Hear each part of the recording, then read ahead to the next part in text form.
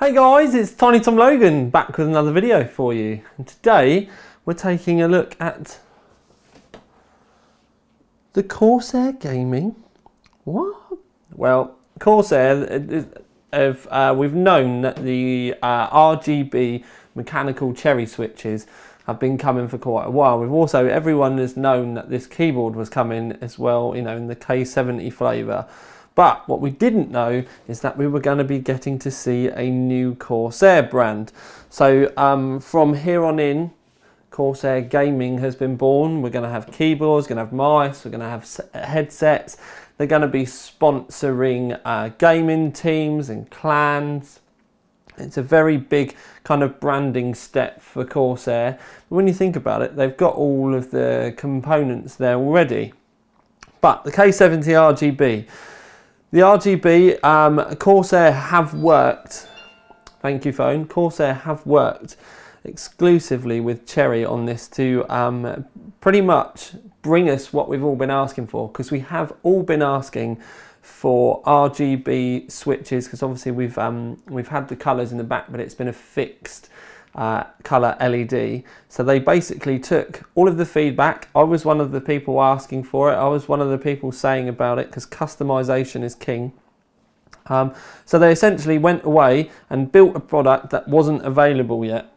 But we've got some details on here. Look, 16.8 million colours per key backlighting, Cherry MX switch technology, FPS lighting mode, mobile lighting mode.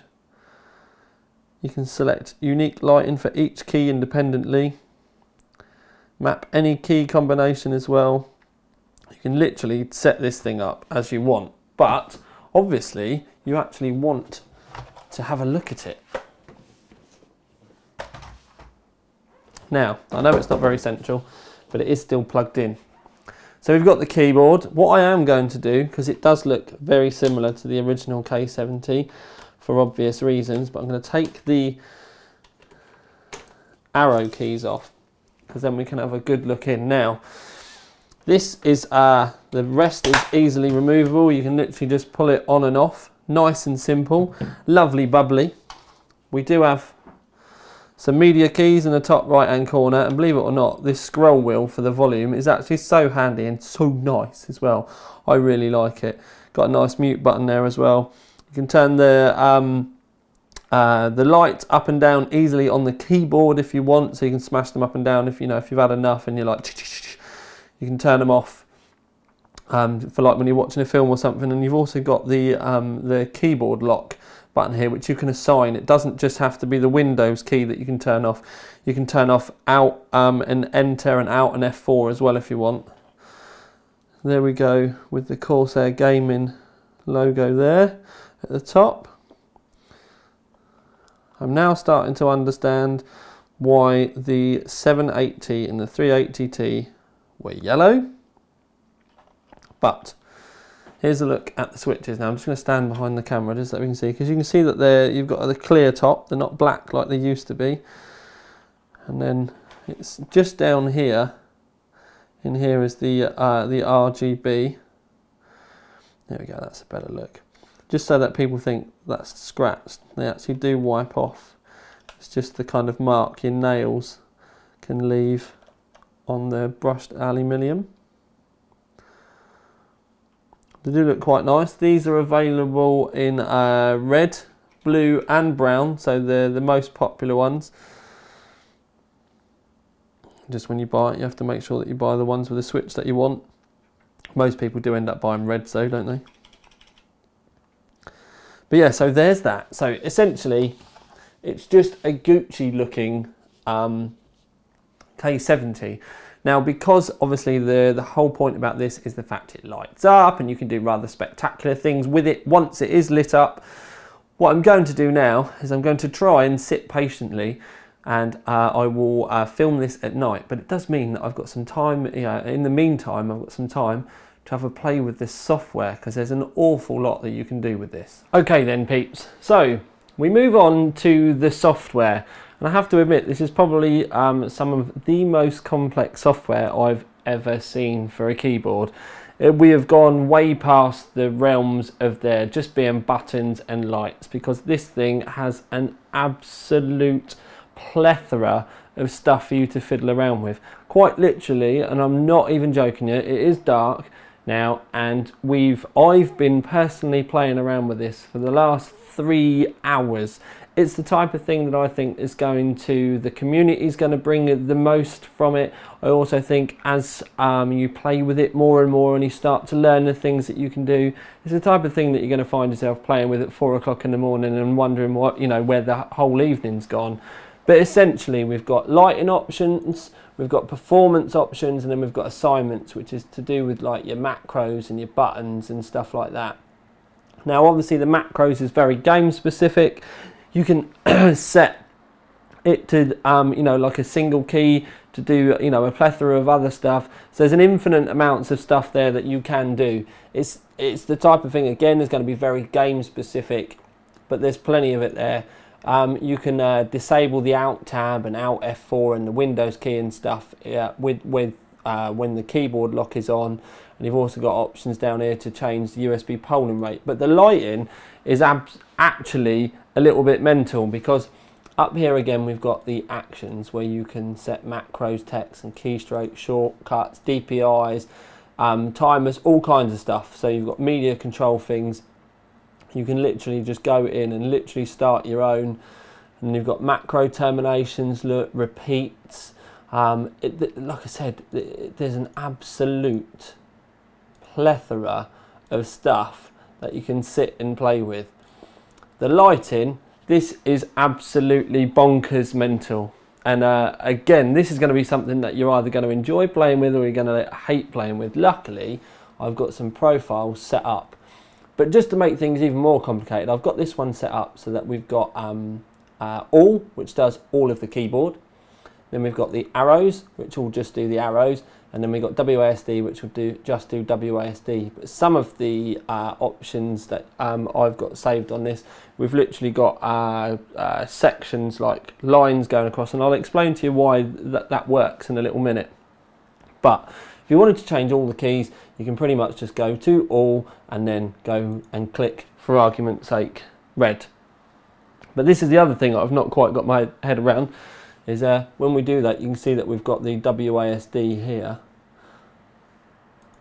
and when you change the colours individually, I'm gonna show you what I've just done on the actual keyboard.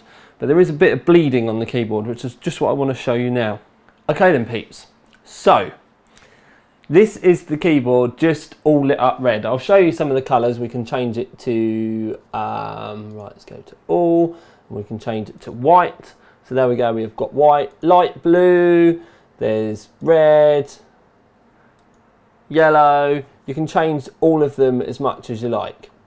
But I'm gonna just confuse you a bit here as well, because that's it all set back to white. But I showed you before that we had arrows and the WASD.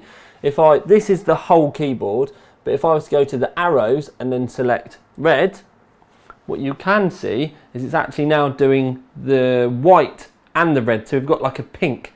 So if you have too many profiles at once, it can confuse them. So this is just me kind of saying to you, this is what you want to do. But if I was to go to all and turn it to black, what you can now see is this has gone just red, and it's they are very red as well, and they do look rather nice. I've just turned the WASD on there for you as well, but if I was to turn them both off again, and then we can go back to all and then go to red, we can light them all up red, all up white. So you can actually have the keys displaying a couple of lighting profiles at once. So just to get across here what I was trying to say to you before, you can have a profile on the all and a profile on arrows and WSD, and it will do them both at the same time. So for argument's sake, if you had white and red as we did before, it does show up pink. And that's just something, it did confuse me for a little bit, but it was user error. It wasn't a fault with the product itself, it was my own fault. But something else that we can do is this lighting effects. And they've got this play foreground because you've got two lots of lights. You've got what they're calling the background lights and the foreground lights.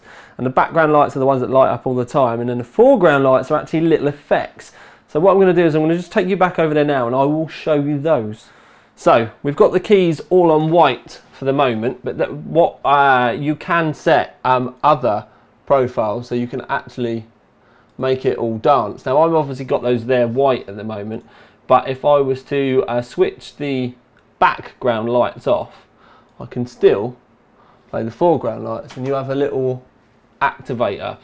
Now there's an immense amount of options for you to be able to run these, and I mean you can set your own ones, but these are really going to come through with the selves. As you can see, I've just changed one of the profiles now, and they're just, you can see that right hand side one, it's dancing all the time.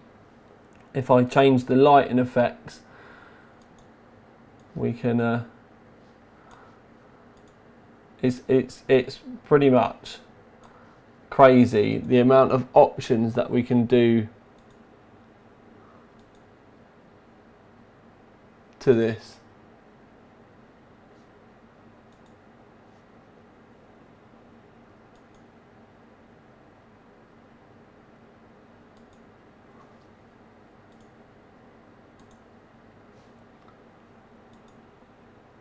So I am just literally trying to whiz through these and show you all the different options that there are.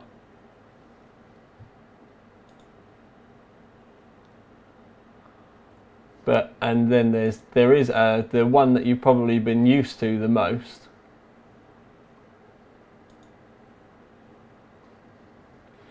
So I'm just going to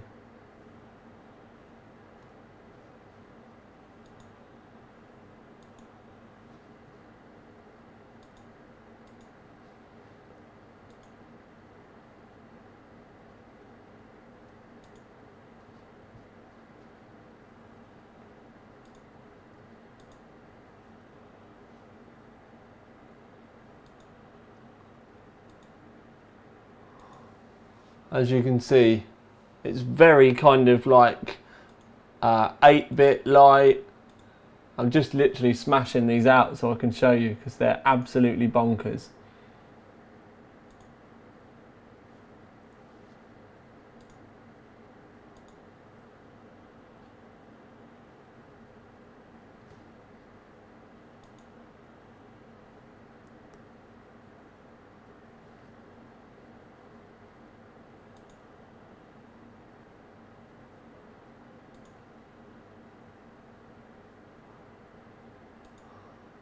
I am literally just clicking through these, but it's just so that I can try and show you just how crazy the options are with this.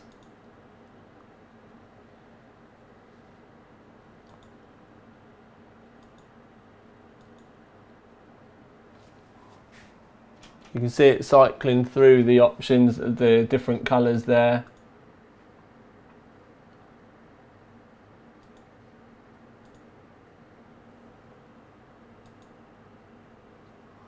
That's the one probably everyone's used to, with it all dancing all the way across. And obviously, like I said, you can still have a stock profile. You've obviously got the dancing ones, and there's literally so many.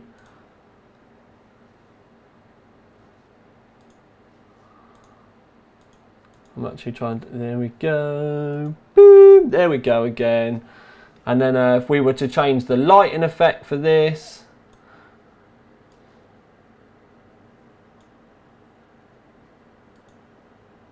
so right, we've just changed the lighting effect, play foreground. Honest to God, there is just so many options, it's crazy. I actually quite like one that I've got here called lightning.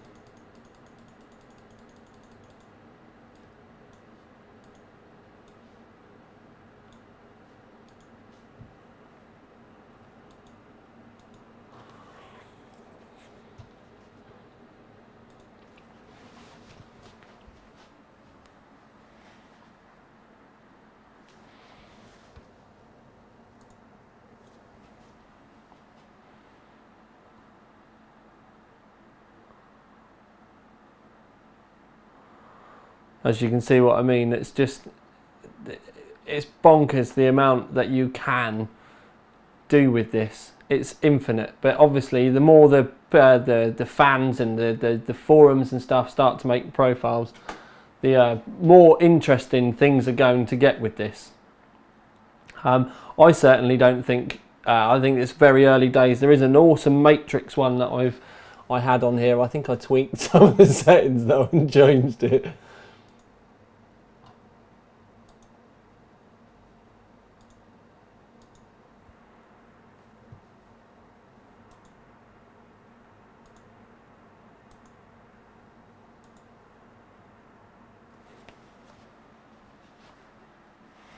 You can see it changing, there we go.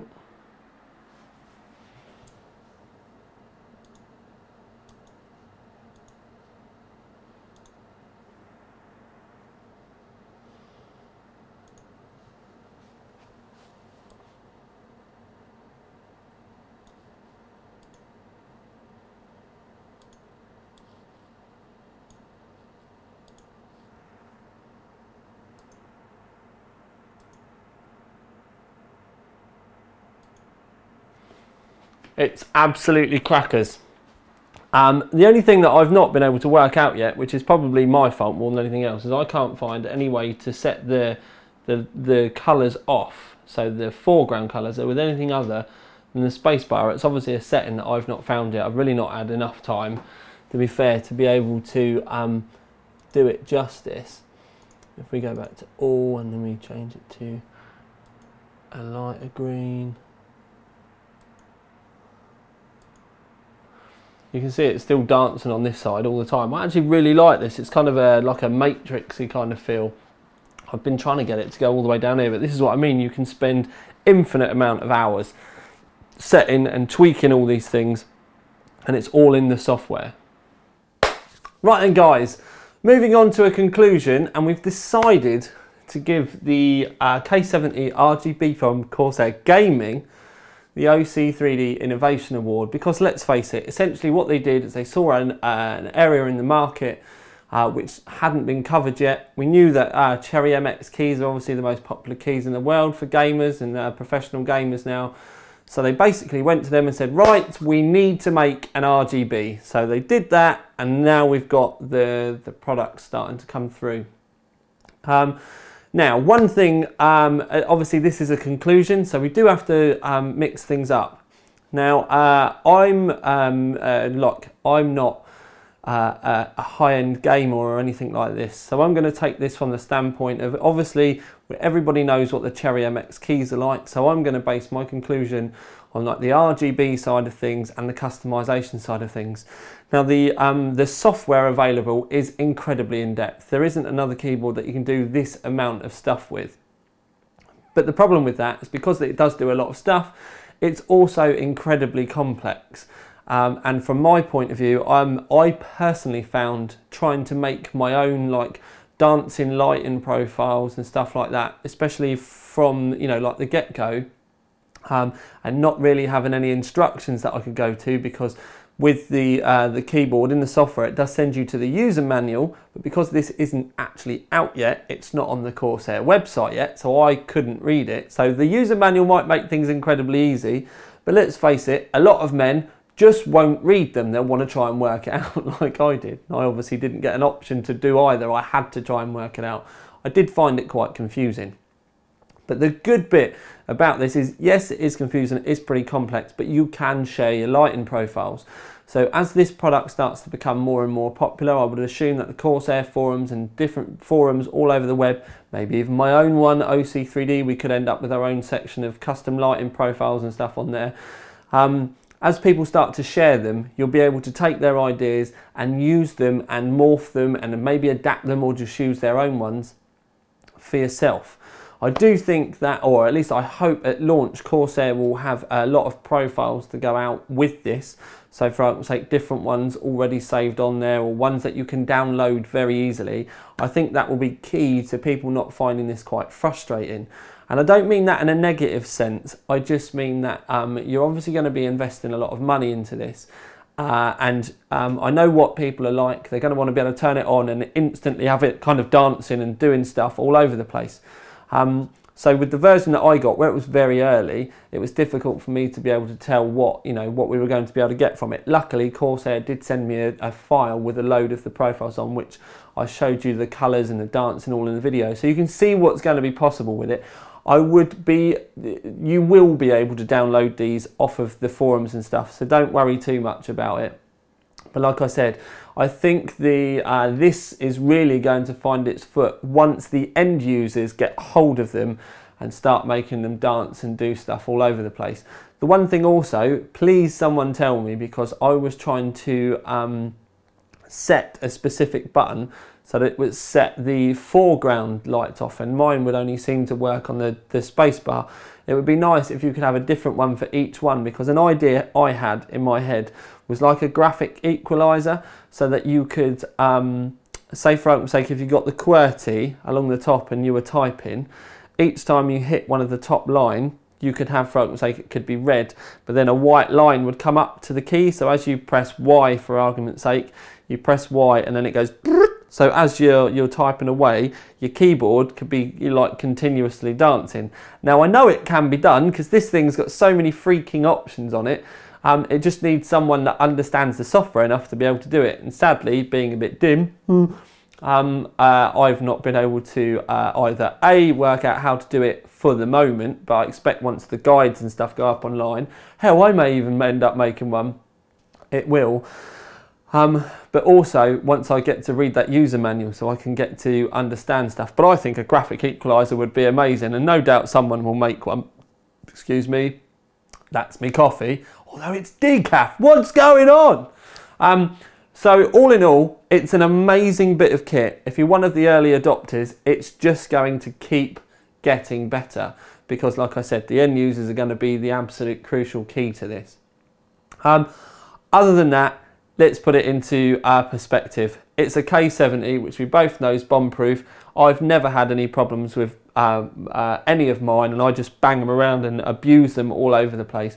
But you've got that infinite customization, and rather than it just being the customization for the colors of the keys, you've got that background and that foreground color. So many options now for things like your macros and like your media software stuff and all that kind of stuff. They really have just thrown it all open and gone, you want customization? Here, have all of it.